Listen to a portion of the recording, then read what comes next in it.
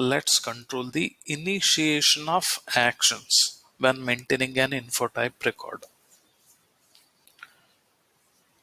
So whenever an info type record is maintained, the dynamic action can trigger based on certain criteria. This can be the maintenance of an additional info type record or performing a routine. For each action, you can determine whether it is always carried out when you change an info type or subtype, or when it is carried out only if you change certain fields. Meaning, an info type or dynamic actions can trigger whenever you are changing an info type or a subtype, or whether it is a field change, certain field change, info type level, subtype, and field level. You can state whether the action is to be carried out for change or create or delete, or a combination of any one of them: change, create, and delete. These conditions can be stored for executing that action. For example, the comparison of old and new values comparison. Additionally, default values can be specified for a record that is to be created. Dynamic action. When you create the info type contract elements, this is an example of a dynamic action. When you create the info type contract elements, you predefine a period for probation period. For example, a contract employee, where you are maintaining the contract elements in info type 16. So period is predefined. Probation period is predefined depending on the company. It can be 6 months, 5 months, 3 months, depends. Predefined period of probation period. The system creates the date or deadline so that you can invite the employee for an interview, or you can make him permanent or whatever. This is an example of 16, info type 16, that is triggering info type 19 due to the dynamic action. Similarly, the social insurance number is not existing and system creates a deadline for that to exist. It gives a reminder, for example, info type 19. Monitoring of tasks 19.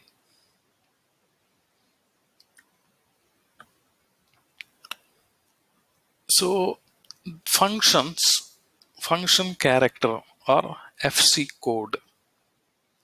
This controls for which type of processing, while you are changing or creating or deleting a record, which type of processing a dynamic action should be carried out. So when a dynamic action should happen is specified by the FC code or function character of step, while creating or while changing or deleting a record, or any combination of this create, change, and delete. The processing type is indicated by 2-digit alpha and 2-digit numeric codes. These are the codes. These values can be added up. In other words, you can enter several processing types for each info type, subtype, or a field. A dynamic action can also be carried out independent of the current processing type, like 00, independent, 2 for change, 4 for create, 6 for change and create. You are getting 6 by adding 2 plus 4. Change and create, change and create. For delete, 4 plus flows, create plus create, delete. Change and delete, change and delete. 02 plus 08 equals to 10. 02 is change, 08 is delete. Change and delete is 10. These are the function characters, 12, create and delete. Create and delete, 8 plus 4, 12. These are the function character steps, FC codes that you need to use in the dynamic action while you are configuring the system. So there are some examples, like if you enter 06, an action is carried out if specific info type was changed or created. If you enter 0, it happens irrespective of whether anything is changed or not. 0. This 0 function character happens independently. For example, this 0 code, FC code.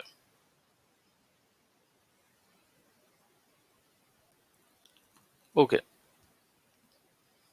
So the activities specifies which info type, subtype or field is to trigger a dynamic action.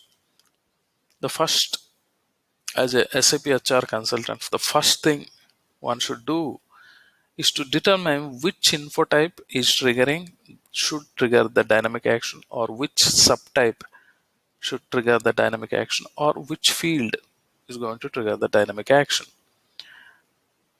You can determine the info type operation, what kind of an operation you want to carry out.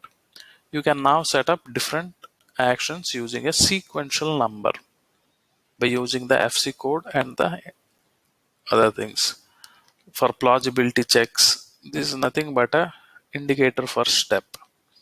So there are some examples here, dynamic action examples. If you use recruitment in your project, you must make sure that the dynamic action is started for the correct application. So you are calling up the T class. T class you are calling if PSPAR is T class equals to A, that is for T class A is for PA module, B is for applicant model like recruitment. In feature also, when the logic is maintained, T class, you are choosing T class as A because you are building logic for personnel administration. Info type access, info type value IWF, these are some of the indicators for step. Calling up an internal routine, just specify the name of the routine. This must be the info types module pool, MP, MMM, this module pool. So you cannot assign using the parameters. You can use specific indicator for step. Call routines, for example, external routine. Specify the name of the routine. You can specify. So, for example, there is creating a deadline. Creating a deadline. Usually, we created some deadlines. You can create some deadlines in info type 19, for example. Dynamic actions are normally used for deadlines, for example. You can trigger info type 19. Based on info type 16, info type 19 is triggering. Or the date can be defaulted in info type 19 when you are working with info type 16. And it should trigger info type 19 and maintain the relevant dates. So you can add, subtract a number of time units for an outgoing date, like time units like days, weeks, months, and years. This is a typo, it's 013. 013. So during feature also these are used during feature. Which feature? Contract element feature. For info type 16, CONTR. Contra, CONTRA, contra feature is there. In feature, you can use these days like 36/010 you could have used. So you can create a deadline using the dynamic action. Example, a year after an examination, say medical service info type 28, you can use the employees to undergo a subsequent examination. Then you must call up monitoring of tasks info type 19 for deadline. What is that deadline? Nothing but follow up examination, because in the company there is certain examination has to be carried out for an employee. For example, there is a manufacturing plant. For manufacturing plant, the employees working in the manufacturing plant must go some eye test every 3 months, once every 3 months, for example. So, or once every year they are going here as per this example. So the employees of the plant must go for an eye test every year. After a year of examination, you can maintain the date when the last time that the employee has gone for the eye test. For example, the employee is to go another subsequent examination. Now you can trigger info type 19 for follow-up examination or deadline.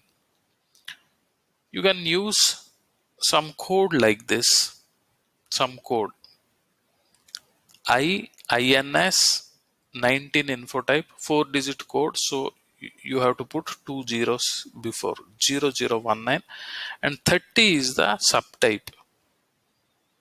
30 is the subtype for info type 19. And what is that?